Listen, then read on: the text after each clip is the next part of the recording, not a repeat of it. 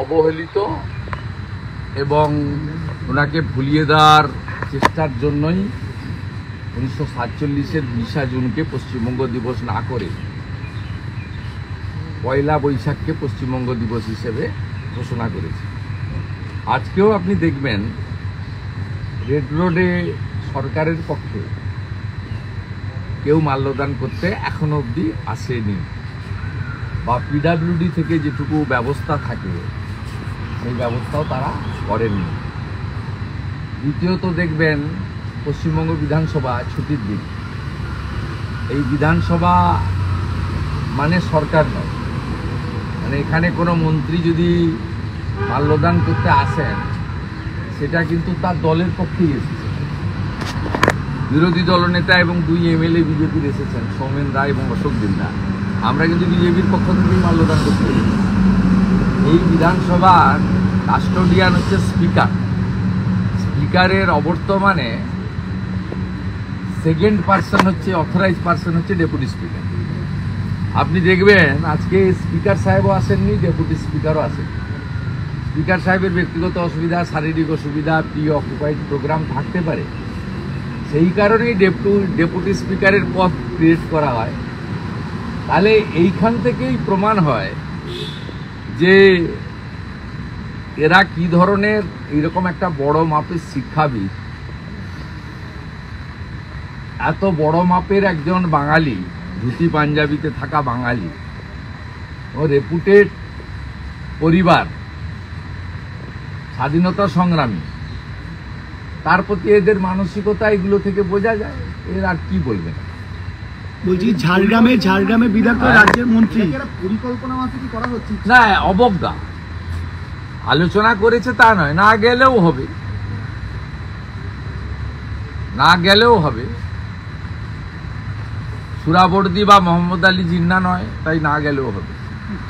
বলছি ঝাড়গ্রামের বিধায়ক রাজ্যের মন্ত্রী খোদ ঝাড়গ্রাম হাসপাতালের খাবার নিয়ে মানবনয়নী প্রশ্ন তুলছে। গতকাল আমি যখন পানিহাটিতে অভয়ের বাবা মার কাছে যাই, এই প্রসঙ্গে বলেছি যে উনি স্থানীয় নাগরিক, ওনার পরিবার দীর্ঘদিন ধরে ওখানে রাজনীতি করে, লোকজনের সঙ্গে ওনাদের সম্পর্ক আছে, তাই পেশেন্ট পার্টি ওনাকে বলেছে, উনি ওই এলাকা থেকে রিপ্রেজেন্ট করেন রাজ্য মন্ত্রিসভায়, তিনি তাই প্রতিবাদ করেছেন। প্রতিবাদটা সঠিক, কিন্তু তিনি আস্থা প্রকাশ করেছেন মুখ্যমন্ত্রীর উপরে, যে মুখ্যমন্ত্রী চেষ্টা করছেন কিন্তু নিচের তলায় হচ্ছে।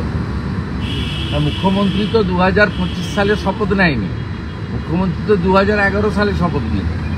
মুখ্যমন্ত্রী যতদিন, স্বাস্থ্যমন্ত্রীও ততদিন। তাহলে 14 বছর পরে, যখন 8 মাস পরে যাওয়ার সময় হয়ে গেছে, তখন এই মুখ্যমন্ত্রী বা স্বাস্থ্যমন্ত্রীর উপরে আস্থা প্রকাশ করা মানে এই ধরনের দুর্বলতাকে আড়াল করার চেষ্টা করা। তাই উনার পোস্টে 2 রকমের কথা আছে। একটা হচ্ছে উনি এলাকায় নিজের প্রতিবাদী যে একটা কণ্ঠ, সেটা দেখাতে চান, খুব স্বাভাবিক, স্থানীয় মানুষ। আর দ্বিতীয় হচ্ছে যাতে মুখ্যমন্ত্রী বা স্বাস্থ্যমন্ত্রী চটে না যান, অখিলগিরির মতো মন্ত্রিসভা থেকে তাড়িয়ে না দেয়, সেই জন্য মুখ্যমন্ত্রী চেষ্টা করছেন, কিন্তু হচ্ছে না।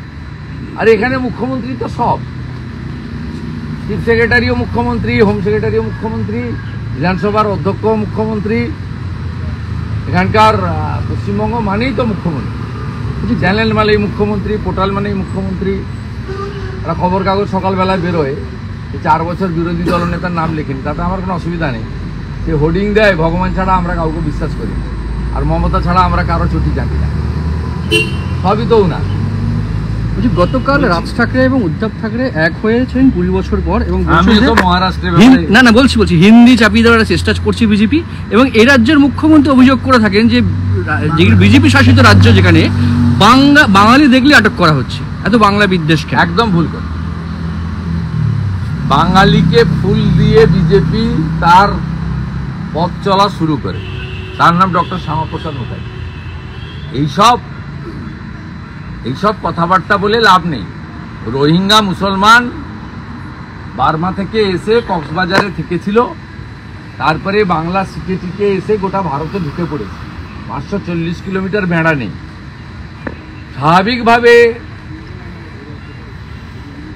তাদেরকে চিহ্নিত করা হচ্ছে অনুপ্রবেশকারী এবং তাদের বিরুদ্ধে ব্যবস্থা নেওয়া হচ্ছে। ইলেকশন কমিশন বিআরএ মডেল ভয় কিসে? ইলেকশন কমিশন যে বিআরএ মডেলটা নিচ্ছে, ইলেকশন কমিশন বিআরএ যে স্টেপটা নিচ্ছে তাতে তো ভয় কেন? তৃণমূল সবাই গিয়ে ইলেকশন সুপ্রিম কোর্টে যাচ্ছে, সুপ্রিম কোর্টে গিয়েছে মামলা করে, ভয়টা কেন? ইলেকশন কমিশন যে ভয় মানে এখানে ভোটার লিস্টে প্রচুর রোহিঙ্গা মুসলমানের নাম আছে, যারা শরণার্থী নয়, অনুপ্রবেশকারী, তাদের নাম বাদ চলে যাবে। তাদের নাম বাদ চলে গেলে অসুবিধা হবে। মমতা ব্যানার্জির ভোট ব্যাংকে 12-14 বছরের বাচ্চারও নাম আছে, সেই সব লোকের নাম চলে যাবে, ভয়ে তাই করছে। ভুয়া ভোটারদের নাম বাতিল হয়ে যাবে। এর ফলে যে 20% ভোট এদিক ওদিক করে এবং বিকেল 4টে থেকে 6টা পর্যন্ত ক্যামেরা বন্ধ করে যে ভোট হয়, সে ভোট হবে না, তাই সমস্যা হচ্ছে। বলছি আমি বলতে পারবো না এই রাজ্যে কেন ওনারা বিরোধিতা করছেন, তার কারণ বলে দেওয়া। এবং আমার কাছে একটা তথ্য আছে, গত লোকসভা নির্বাচনে প্রত্যেকটা ফেজে 4-5 হাজার করে ক্যামেরা দুবার করে বন্ধ করা হয়েছে। আমি সে তথ্য প্রকাশ করে দেবো আপনাদের, ঠিক সময় প্রকাশ করব। কিন্তু নির্বাচনে নন্দীগ্রামের একই অভিযোগ তো আপনার বিরুদ্ধে করে তৃণমূল কংগ্রেস। নন্দীগ্রামের নির্বাচন নিয়ে একই অভিযোগ আপনার বিরুদ্ধে করেন যে ক্যামেরা বন্ধ করে দিয়ে, লাইট বন্ধ করে। আমি বন্ধ করবো করতে, তৃণমূলের অভিযোগ। ক্যামেরা তো আইপ্যাকের হাতে থাকে। নির্বাচনে গণনার দিন একই অভিযোগ করে দিন তৃণমূল কংগ্রেস। নন্দীগ্রাম কবে অভিযোগ করেছিল? তৃণমূল রোজই করে, একই এখনো করে আপনার বিরুদ্ধে যে নন্দীগ্রামে ভোটে হারলো কেন? লোকসভা ভোটে 8200 ভোটে অভিজিৎ গাঙ্গুলি এগোলো কেন? কতবার হারাবো? 21-এ হারিয়েছি, 23-এ হারিয়েছি, 24-এ হারিয়েছি, 21টা সমবায়ের ভোট হয়েছে, 17টাতে জিতেছি, আবার হারাবো। এটা তো শুধু নন্দীগ্রাম নয়, ভবানীপুরে হারাবো। উনাকে বলবো মেটিয়াপুরে পালাবেন না। আমাদের ভিডিও ভালো লাগলে লাইক এবং শেয়ার করুন, কমেন্ট সেকশনে গিয়ে জানান আপনাদের মতামত। আরও ভিডিও পেতে আমাদের চ্যানেল সাবস্ক্রাইব করুন এবং প্রতি মুহূর্তে খবরের আপডেট পেতে প্রেস করুন বেল আইকন।